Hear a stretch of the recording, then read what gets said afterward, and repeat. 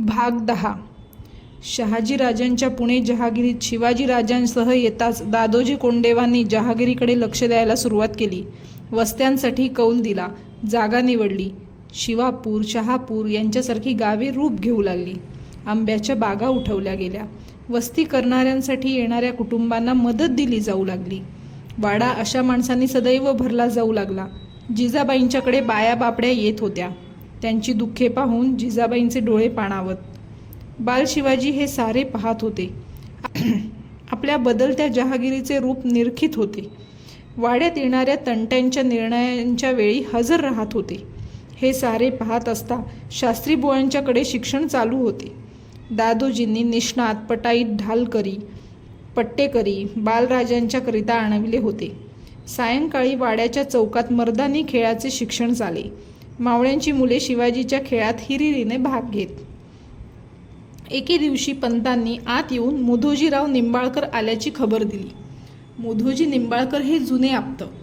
विजापूरकरांनी त्यांची जहागिरी जप्त करून त्यांना साताऱ्याला कैदेत ठेवलेले जिजाबाईंनी ऐकले होते. जिजाबाईंनी त्यांची भेट घेतली. त्यांच्याबरोबर त्यांचा मुलगा बजाजी व मुलगी सईबाई पण आली होती. मुधोजींनी मुजरा करताच बजाजीने मुजरा केला. सईबाई जवळ येऊन पाया पडली. तिला जवळ घेत जिजाबाई म्हणाल्या, केव्हा आलात आपण? शहाजीराजांच्या कृपेनं कैद संपली. फलटण जहागीर पूर्ववत मिळाली. मुलुखाची लावणी संचनी करून आपल्या दर्शनाला आलो. बरं झालं आलात. इथं सारं नवच. आपल्यासारखी अनुभवी माणसं पाठीशी असली तर तेवढा आधार वाटतो. मासाहेब, पुणं परत उठवलं. सारा मावळ माणसांनी सजला. हे काय थोडं केलं? मी काय करणार? दादोजींसारखी माणसं होती म्हणून हे जमलं. करणारी करतात, पण त्याला देखील देवीचा कौल लागतो, मुधोजी म्हणाले. सईकडे बोट करीत विषय बदलीत मासाहेब म्हणाल्या, काय नाव हिचं? सईबाई. आणि हा मुलगा बजाजी. 7-8 वर्षांची सई आपल्या विशाल नेत्रांनी मासाहेबांकडे बघत होती. गव्हाळ रंग असूनही तिच्या रूपाचा गोडवा नजरेत भरणारा होता. धारदार नाक, पातळ ओठ, रेखीव काळे नेत्र, उंच मान चेहऱ्याच्या गोडव्यात भर घालीत होते. मासाहेबांनी निंबाळकरांना थोडे दिवस राहायचा आग्रह केला. मुधोजी पुण्यात राहिले. मासाहेबांच्या बरोबर सई सावलीसारखी फिरू लागली. बजाजी शिवाजीबरोबर राहत होता. संध्याकाळच्या वेळी वाड्याच्या पुढच्या चौकात मर्दानी खेळ चाललेले होते. पंत पाहत होते. लाठी बोथाटी झाली आणि शिवबाने हाती तलवार घेतली. उस्ताद तलवार घेऊन उतरले. डाव सुरू झाला. खण खण आवाज उठू लागले. सदरेच्या खांबाला रेलून हे पाहत उभी असलेली सई आत धावली. आता मासाहेब बैठकीवर बसल्या होत्या. मुधोजी निंबाळकर खाली बसले होते. सईबाई मुधोजींच्या कानापाशी वाकली. मुधोजी म्हणाले, नंतर. चला ना आबा, गाल फुगवून सई म्हणाली. सांगितलं ना मध्ये बोलू नको म्हणून. काय म्हणते सई? जिजाऊंनी विचारले. सईबाई चटकन मासाहेबांच्याकडे धावली. म्हणाली, मासाहेब बघा ना, बाहेर खेळ चाललेत. आबा येत नाहीत पाहायला. भारी सतावते ही पोर, मुधोजी म्हणाले. चला मुधोजी, आम्हीही खेळ पाहायला येऊ. फार दिवसात आम्हालाही सवड मिळाली नाही. मासाहेब उठल्या. मुधोजींना उठावेच लागले. मासाहेबांचा हात धरून सई बाहेर आली. मासाहेबांना पाहून दादोजी उठले. सदरची मंडळी मुजरा करून बाजूला झाली. मासाहेब बैठकीवर बसल्या. दादोजी मुधोजी आदबीने बाजूला बसले. चौकात 4 जोड्या तलवार खेळत होत्या. उस्तादाने मुजरा करताच मासाहेबांनी विचारले, नानू उस्ताद, आमच्या बाळराजांना नवीन काय शिकवलं?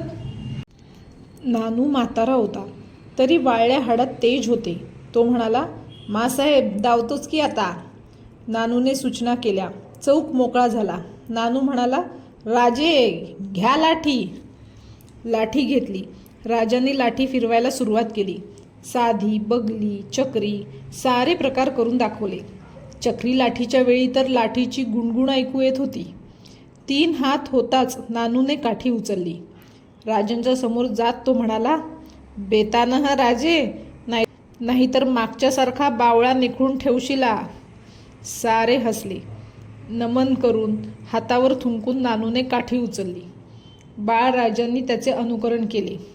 राजे करा मोहरा. राजांनी काठी उचलली. लाठीचे वार होत होते. ते वार नानू काठीवर झेलत होता. मागे सरकत होता. खाट खाट आवाज उठत होते. सारे कौतुकाने पाहत होते. मध्येच नानू ओरडला, राजे सांभाळा. नानूंचे घाव राजे काठीवर झेलीत होते. भीतीने जिजाऊंचे डोळे ताठरले. नानू वेगाने चाल करीत होता. राजे मागे सरकत होते आणि राजांच्या हातची काठी सुटली. नानूने माँसाहेबांच्याकडे पाहिले. निश्वास सोडून माँसाहेब म्हणाल्या, नानू, अरे बेतानं, पोराबरोबर खेळतोस तू, ते विसरलास वाटतं. नाही माँसाहेब, या खेळात लहान मोठं कुठलं, जो आधी साधलं त्याचा डाव. अजून राजाचं हात बळकट झालं नाहीत म्हणून काठी सुटली. असंच शिकायचं असतंय. त्याच वेळी केळीचे मोने आणले गेले. चौकात खुंटीवर केळ उभी केली आणि राजांच्या हाती विटा दिला. राजांच्या उंचीपेक्षा विटा 1.5 हात उंच होता.